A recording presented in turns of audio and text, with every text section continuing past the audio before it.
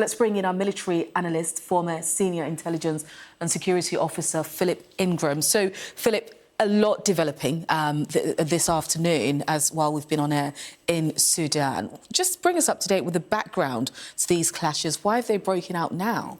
It seems complex, but it's really quite simple. It's down to a rivalry between these two men. You know, we've got the Army General Abdel Fattah al-Burhan, and on the right here, and the General in charge of the Rapid Support Forces, General Mohammed Hamdan Dalago, also known as Hemeti, and that's him on the left here.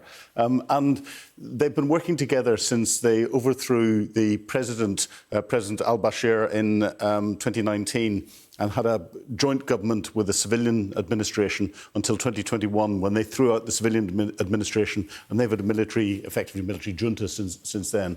There's been growing pressure from the civilian population to bring in free and fair elections and to have civilian oversight of the military and to fold this RSF, a paramilitary organisation that's got some quite nasty links to other activities around, into the army and get it under civilian control and bring a number of other issues under control.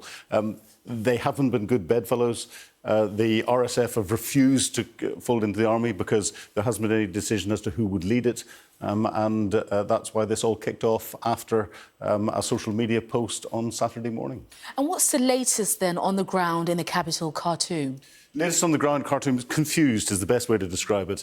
We've got fighting started yesterday morning around Khartoum International Airport. There was a joint military base between the army and RSF in that area, and fighting continues there. And, of course, up around the presidential palace.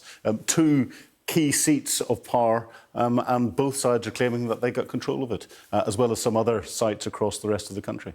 I think many people will be wondering, what do these clashes tell us then about the relations between the Sudanese army and also the RSF? Well, it shows that there's a real fault line that's in there. And the thing that triggered the move to the current problems were them both signing a framework agreement on the 5th of December last year that outlined how they would transition into civilian oversight and bring in free and fair elections in a 2-year time period. Army General felt that he was pressurised into it. They blame the international community that's going on. And really what they wanted in that is civilians to gain oversight of the military, the RSF to be folded into the regular army, but they hadn't worked out who was in charge of that. And that's quite important because the army has got control over some of the lucrative country holdings in agriculture, industry and everything else. So that's where the big money lies.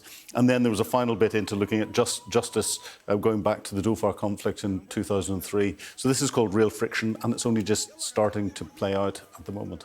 Philip, thank you for that update. Philip Ingram there.